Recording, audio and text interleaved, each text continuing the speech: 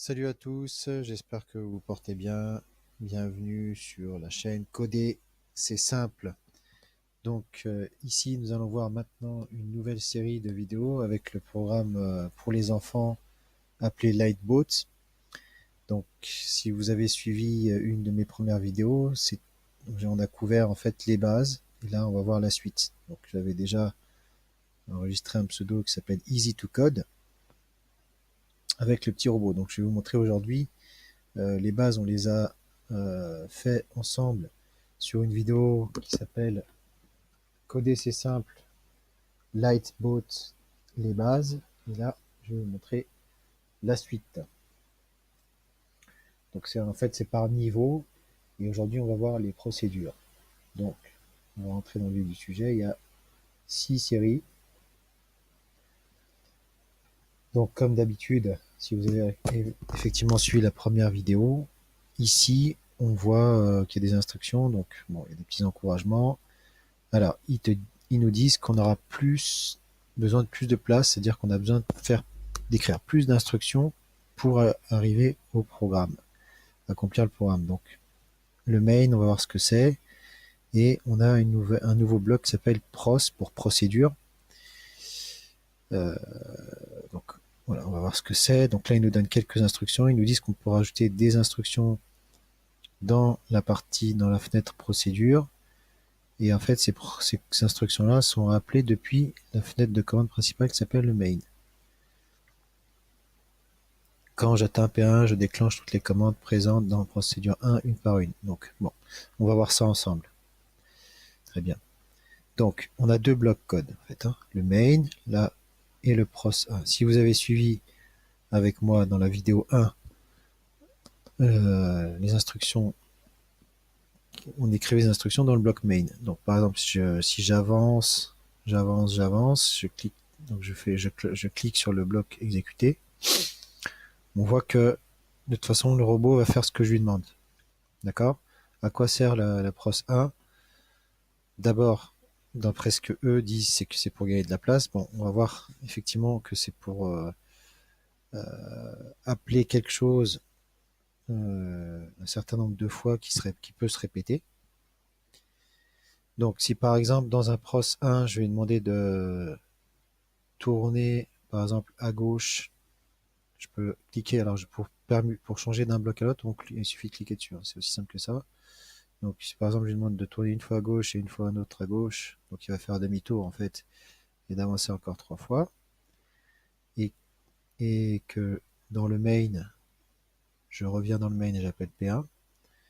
Si j'exécute mon bloc code, donc il va avancer 3 fois, il va tomber sur P1. Donc en fait, vous avez compris, c'est une suite en fait, hein. P1, c'est juste appeler P1 ici. D'accord? Maintenant, si je remets un P1 ici encore, donc ça veut dire qu'il va encore tourner à gauche une fois et encore une fois. Il va avancer, on va voir ce que ça fait. Hop, voilà. Donc, il y a quelque chose qui pourrait être amusant, c'est de répéter comme ça indéfiniment la commande. Vous voyez? En fait, le fait d'appeler P1 ici, c'est qu'il s'appelle lui-même. Donc en fait, il fait indéfiniment répéter la même chose. Donc ça, c'est des petites astuces de programmation. Bon, on passe. D'accord? Je vais vider les écrans. Je vais stopper. Je vais vider tous les écrans. Donc pour ça, vous suffit de cliquer un peu partout sur les instructions. Donc, le principe de base, c'est toujours le même. Comment vous allez résoudre cet exercice? C'est on a besoin de déplacer un élément, donc qui est le robot, et on a besoin de cliquer quand il passe sur des cases de couleur, on a besoin de cliquer. On a vu qu'il faut allumer la lampe ici. Donc pour pouvoir exécuter ce programme, si je me passe on va essayer pour essayer de bien comprendre, on va essayer de le faire sans passer par le bloc processeur 1, pros 1. Donc là, bien sûr, j'ai besoin d'avancer une fois, deux fois et trois fois. après je vais cliquer sur l'ampoule pour allumer la lampe. On va tester le code ici. Voilà. Donc ça il sait le faire. Ensuite, je vais avoir besoin de tourner sur la droite. Alors, c'est pas toujours évident, comme j'ai dit dans le premier exercice. Il faut savoir, ça fait travailler un peu la vision dans l'espace pour les plus jeunes. Parce que nous, il faut se mettre dans la position du robot pour voir si c'est à droite, à gauche. Donc là, c'est à droite. Et il va avancer d'une, deux cases, une, deux cases, une, deux et trois cases. Et il va cliquer sur l'ampoule pour l'éclairer. Donc on va tester le programme. Voilà. Donc là, j'aurais besoin encore de tourner à droite une nouvelle fois, d'avancer, d'avancer. J'aurais aimé avancer encore et cliquer sur l'ampoule. Je peux pas parce que j'ai pas assez de place. Vous voyez, quand il va arriver à la dernière instruction, il va me manquer deux cases. D'accord? J'aurais aimé avancer encore une fois et cliquer sur l'ampoule. Donc on nous dit, on bénéficie ici d'un nouveau bloc. Alors, on peut faire quelque chose. On peut dire,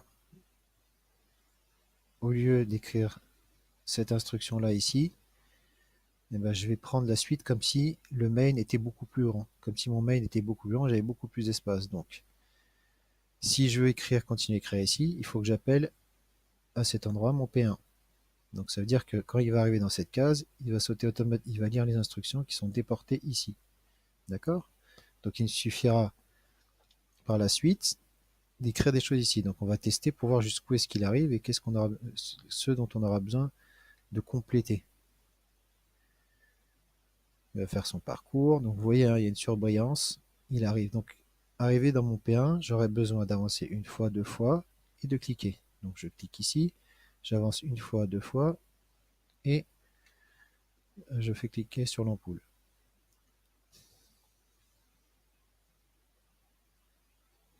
Parfait, c'est réussi.